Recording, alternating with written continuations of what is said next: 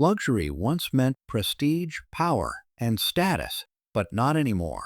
In 2025, several luxury cars are sitting on dealer lots, untouched and unloved. Why? Outdated tech, poor reliability, and insane depreciation make these models a nightmare. Some were once flagship vehicles.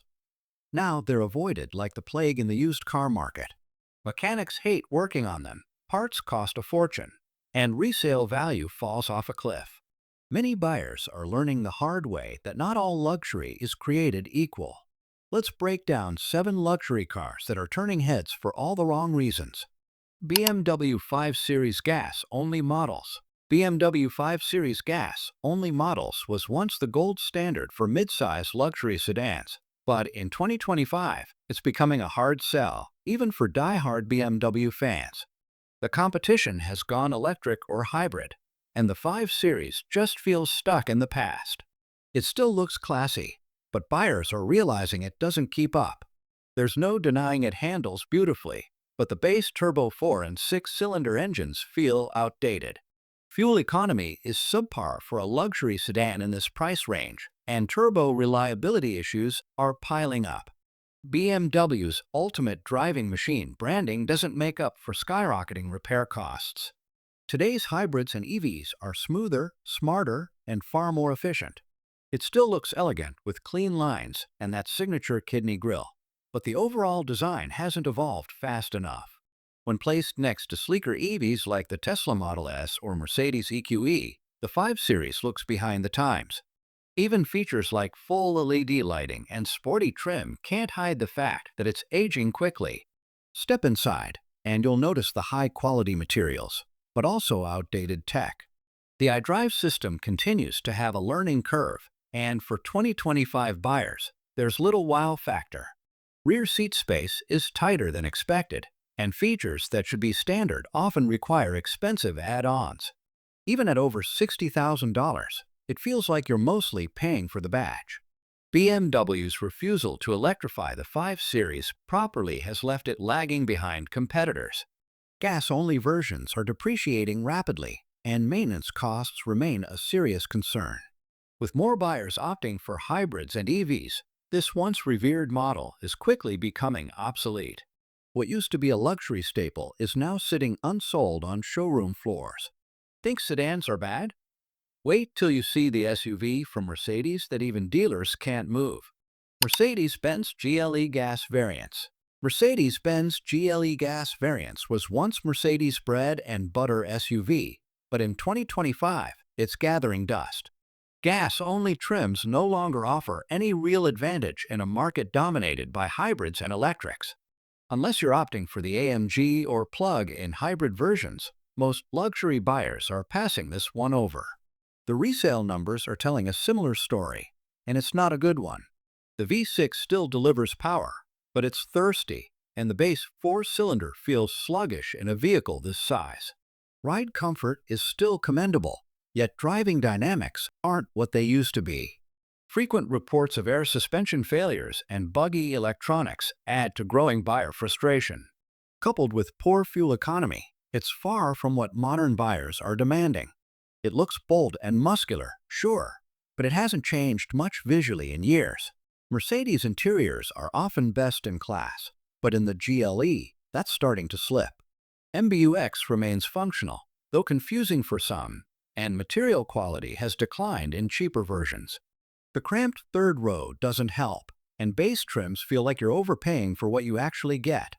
Other brands simply offer better value and smarter tech. Depreciation on gas-only GLE models is steep, losing up to 40% of value in just 3 years. Add in high service costs and inconsistent reliability, and it's no longer the go-to luxury SUV. Buyers are clearly moving on, and Mercedes is struggling to keep up.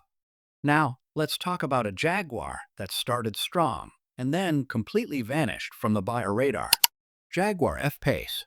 Jaguar F-Pace had the potential to put Jaguar back in the luxury spotlight. It came in hot with bold styling and big promises, but those promises quickly unraveled. Reliability woes, expensive repairs, and disappointing interior quality have ruined its reputation. Even dealerships are quietly nudging shoppers toward other options. The F-Pace handles reasonably well, but the base engine lacks punch, and the supercharged V6 has known issues. Complaints about the transmission and long-standing concerns over Jaguar's electronics continue to plague the model. It aims for sporty and practical, but doesn't deliver convincingly on either front. Buyers are instead turning to Volvo and Genesis. It still turns heads with its sleek, coupe-like design, but looks aren't everything. Many F-Pace models shine on the outside, but are riddled with problems underneath. That style over substance criticism is proving accurate, and it's chasing buyers away. Inside, materials feel cheaper than they should in a $60,000 luxury SUV. The infotainment system is buggy and lags behind competitors in both speed and usability. Seats are overly firm, cabin noise is noticeable, and rear seat space is nothing special. It feels like a premium SUV from a few years ago, not one equipped for 2025. Massive depreciation, unreliable mechanicals, and lackluster dealership support make the F-Pace a tough sell. What once looked like Jaguar's comeback quickly turned into another misfire.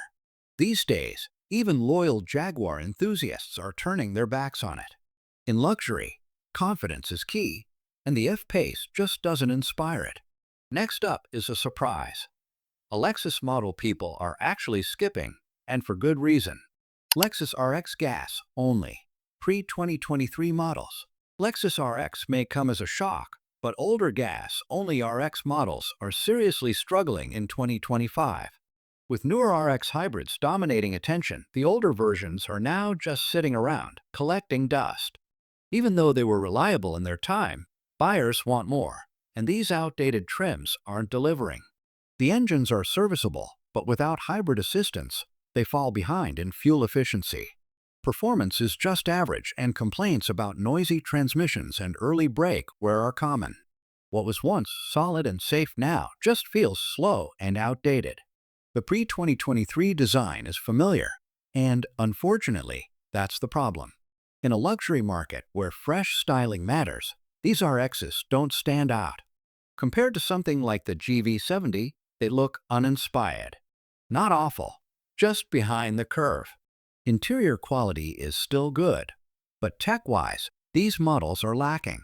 No wireless CarPlay, clunky navigation, and those outdated touchpads make for a frustrating experience.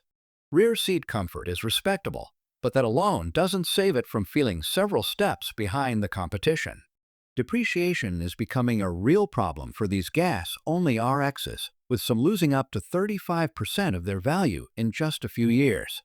With Lexus focusing on hybrids and plug-ins, demand for these older trims is vanishing. They're still dependable, but no longer desirable. Even Lexus isn't immune to being left behind. Cadillac CT5 non-V trims. The CT5 was Cadillac's big bet in the midsize luxury segment, but it's not paying off. In 2025, non-V models are practically invisible to buyers. While the CT5V Blackwing is praised, standard trims fall flat on luxury, tech, and resale. Dealers are struggling to push them, even with heavy discounts. The base 2.0L turbo engine is sluggish, and the 3.0L twin-turbo in premium trims lacks refinement. Handling is decent, but the ride is harsh, not what luxury buyers want. Competitors like the Genesis G80 and Audi A6 just do everything better. Even fans of American muscle are skipping this one.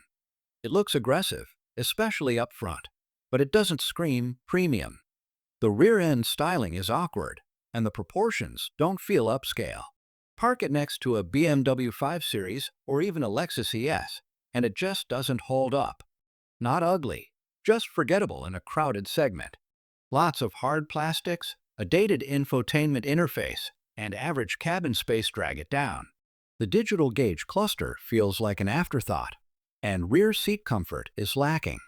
Even the leather feels synthetic in lower trims. Luxury buyers expect more, and Cadillac didn't deliver. Depreciation is painful, and resale value is near rock bottom for non-V trims.